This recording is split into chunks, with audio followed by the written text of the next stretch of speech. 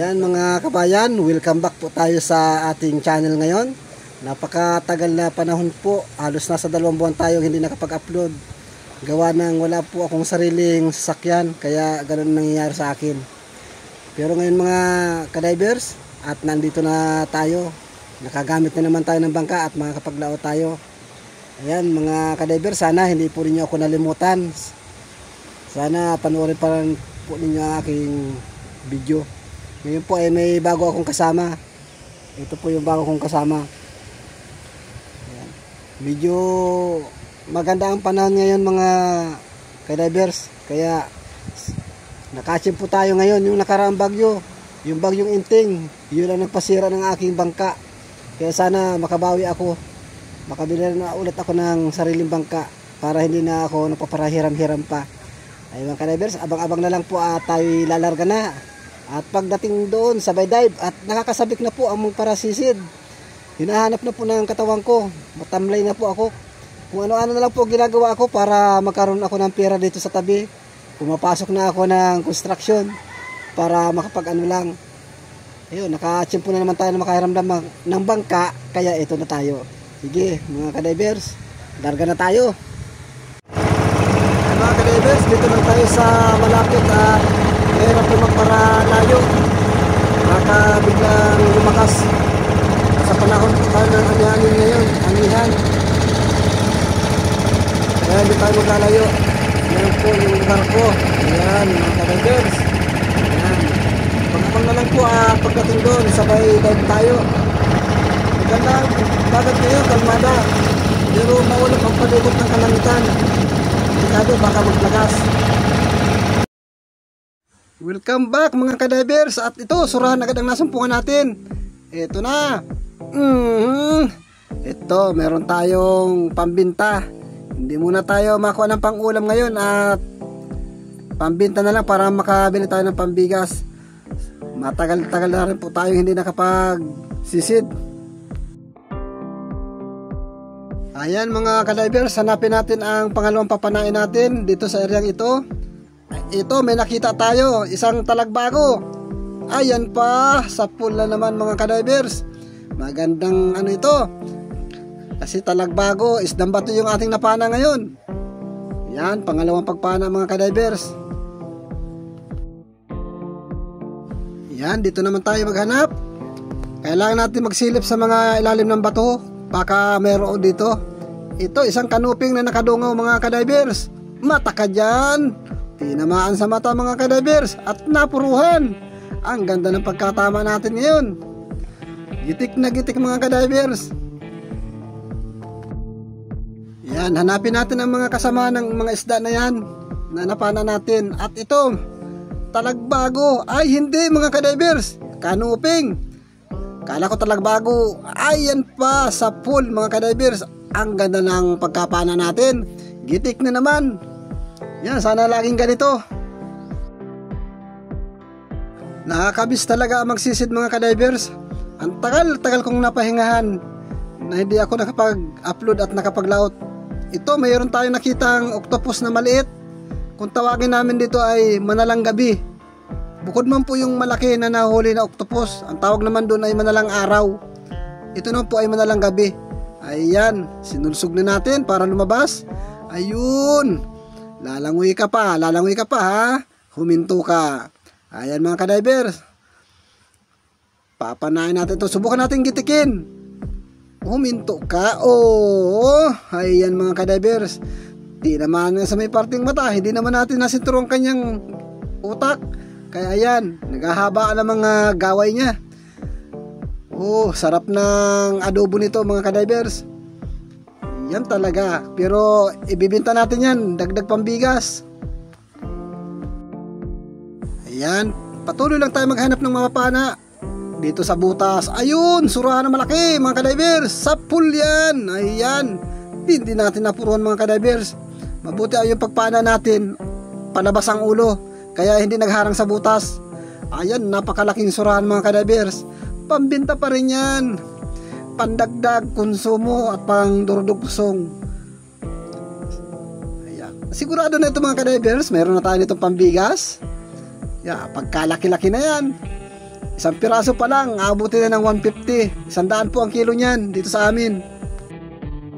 Medyo malabo-labo mga kadivers ang ilalim ng dagat. Galing pa lang kasi sa lakas. Yan, dito naman tayo. Ayun, sa butas. Ano daw ito? Ay, pugot na may ulo. Oo. Ayun, napuruhan natin mga kadivers. Napaganda yung tama, kaso hindi magkasya sa butas, hindi mailabas.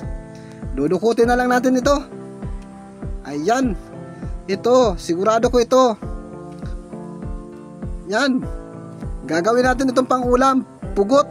Masarap po itong inihaw, lalo na kung may kalamansi at toyo. Nako, pag natikman ninyo, napakasarap. Sasamahan pa ng sibuyas, pampalakas. Pampalakas ng lasa mga kadivers. Ayan. Ito na lang uulamin natin. Ayan, maghanap-hanap tayo dito. Baka meron pa dito. Yan, uy! Ito mga kadivers ang isda na bawal hulihin. Ayan. Kahit ako ayaw kong hulihin yan kasi bawal yan. Oh, ang laki pa naman mga kadivers. Bawal hulihin po yan dahil nakakalason. Oh, laki. Yan, hindi ako kumakain ng ganyan. Kaya yan po yung bawal dito sa amin. Dahil pag kinain natin yan, sigurado may kalalagyan.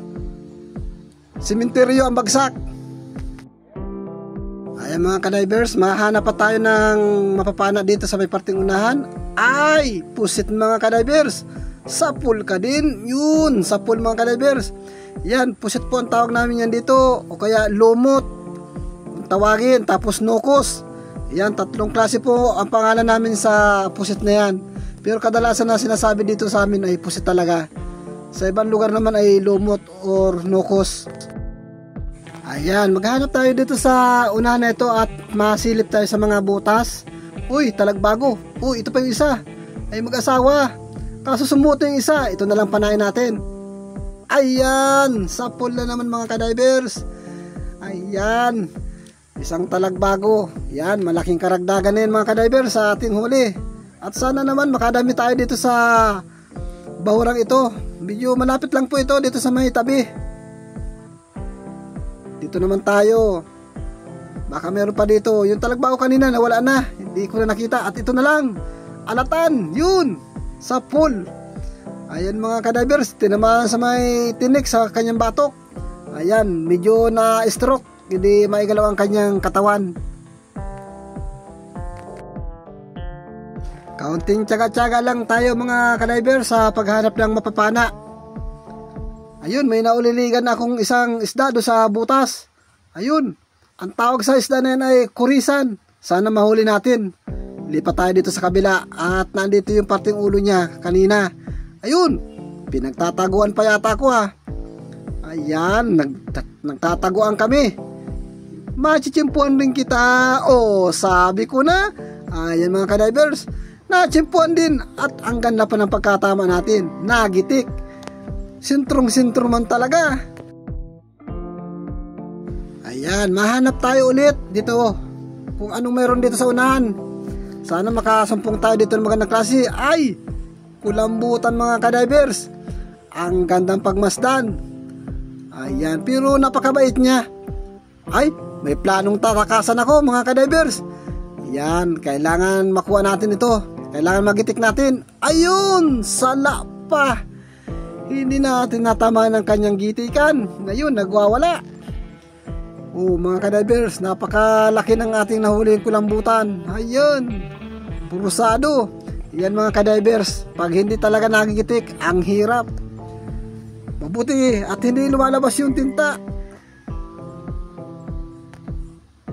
Maganda yan. Yan, dito naman tayo. Baka meron pa dito. Sana meron pa. Ayun, sa butas may surahan. Yari ka. Ayan mga kadivers. Nakita natin sa ilalim ng butas. Kaso, ang hirap tanggalin. Naku, may iwan pa yata ito. Pilitin natin ito makuha. Labas dyan. Nakakalang po yung ulo sa bato kaya hindi mailabas-labas. Naku, medyo matatagalan tayo dito. Labas na dyan. Ayan, kahit anong hila natin. Ayun, sumama din. Buti na lang at nadala, at kung hindi, sayang nito. Ayan, ayos na yung surana na huli natin mga kadivers. Sa 100 ng kilo, medyo arimuhan. Arimuhan na yung ating binta ngayon dahil sa surahan. Ako, kumpleto na ang pambigas. Yun, may sulid. Ayan mga kadivers, sulid naman. Yun. Nasaan na kaya yung ibang isda dito? Sulid yung nasumpungan natin.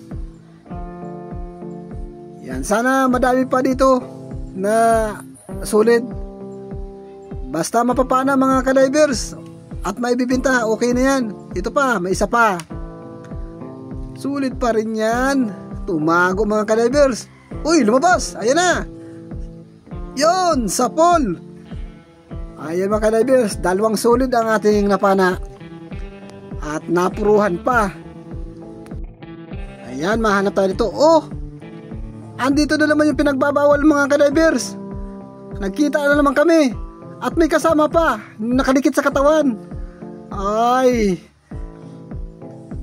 ayos, kumuha siya ng kasama para yun daw ang panain ko. Pero ayoko, hindi ko papanain yan.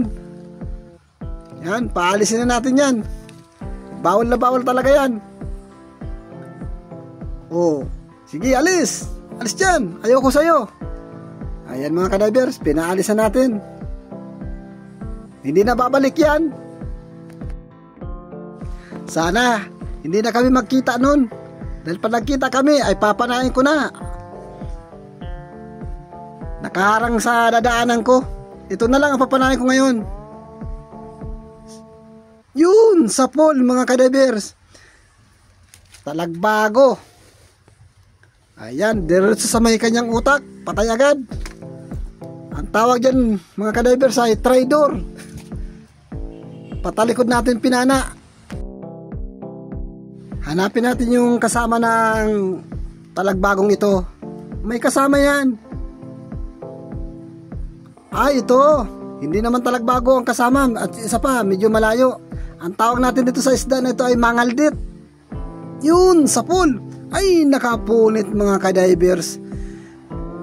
Hanapin natin dito sa kabila. Ayun, lumabas din.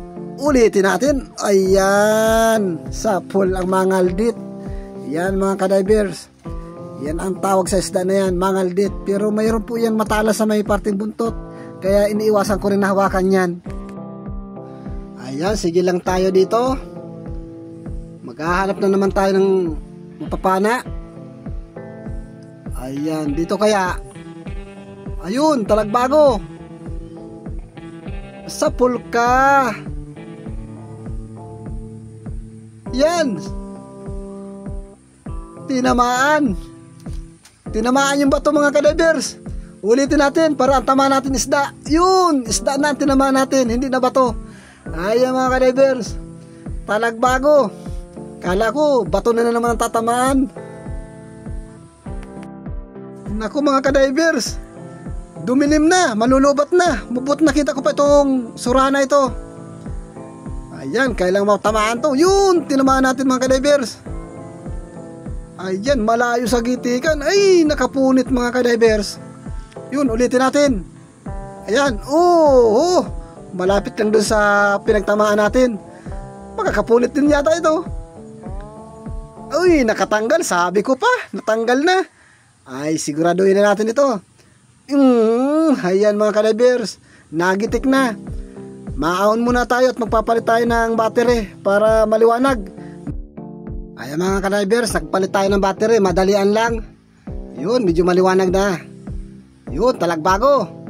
Yun, sapul. Tinamaan natin sa may tinik. Ayan, hindi siya makapaglangoy ng maayos kasi bali ng kanyang tinik. Yun, talagbago na naman itong nahuli natin. Yan, dito naman tayo. Pagkatapos ng talagbago, ano naman kaya ang kasunod? Ito ang kasunod, solid mga kaliber. Yun, eksakto lang. Ang pagkapana natin, binigla na natin. Tinama natin sa may ulo, sa may kanyang gitikan. Ayan mga kadivers, medyo malamig na ngayon ang tubig gawa ng puro ulan dito. Pero kaya pa man ang lamig. Ito ko, may kupapa tayong nakita. Ayan, malaki-laki na rin ang kupapa na ito mga kadivers. Huli ka. Ayan, meron na tayong kupapa. Ayan mga kadivers, ayos na ayos yan. Lagyan natin ng sutanghon. Malabo-labo pa ang tubig dito mga kadivers. May parting malinaw, may parting malabo dito sa area na napuntahan natin. Ayun, malaking alatan. Yun, sa pool sa mata. Ayan mga kadivers, may pang-ulam tayo. Pero, uy, nakawala pa. Pero hindi natin iulam talaga yan. Kailangan natin ng pandurdugsong, pambigas. Ulitin natin ito. Huli, yun mga kadivers. Ayan, bagamat hindi natin napuruhan, at least hindi na siya nakapaggalaw ng mabilisan. Huli na ito. Dito naman tayo. Yun, ano kaya masumpungan na naman natin? Uy, malaki-laking sulid. Ayan, pinaanak agad natin at baka humirot pa ng langoy. Ayan mga kadivers, solid. Yan, baka meron pa dito mga kadivers. Ayun, meron pa nga. Solid na naman. Malaking karagdagan na yan mga kadivers, kahit solid lang yan. Dito pa, baka meron pa dito. Ay, wala na. Pero maghanap na lang tayo dito. Uy, may tayong kulay itim at may suga. Ito, solid na naman. Ayos lang. Huli yan. Ayan mga kadivers, huli. Yan, sunod-sunod yung sulid natin na pinapana. Sige, maghanap pa tayong sulid.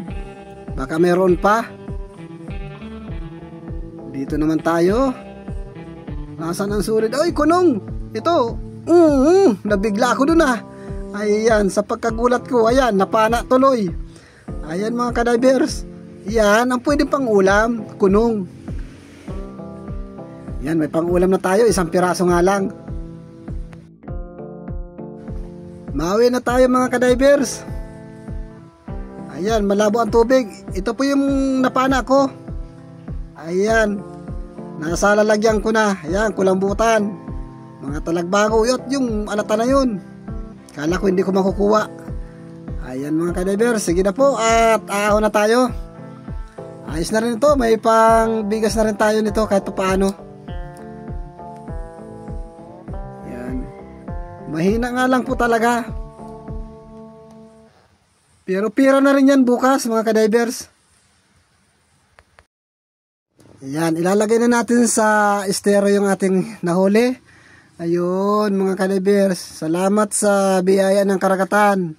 At ano man tayo ngayon, pinagbigyan man tayo na magkaroon ng bigas, pambili ng bigas. Ayan mga kadivers, malaking bagay na po yan at malaking tulong na. Ayan, yan, sana sa susunod na paglaot ay makahuli rin. Hindi na tayo mahirapan sa pambigas pag nakakalaot lang talaga. Yan lang kulambutan na yan, malaking bagay na rin po yan. Katumbasan niya ng 5 kilong bigas, yung isang piraso na yan na kulambutan. Yan, may pusit pang napana. Ayun. Pero ibibenta natin yung alatan na yan at kailangan talaga. Sa susunod na lang mag-uulam. Sa susunod na laot. Yan mga kadivers, maraming salamat po sa inyong lahat sa suporta ninyo sa akin. At sana hindi pa rin po ninyo ako makalimutan. At ngayon lang po kasi ako nakapag-upload gawa ng yun na nga po at wala tayong sariling sasakyan. Kaya minsan humihiram lang po. Pero may awa din po ang Diyos, magkakaroon din ako ng sariling sasakyan.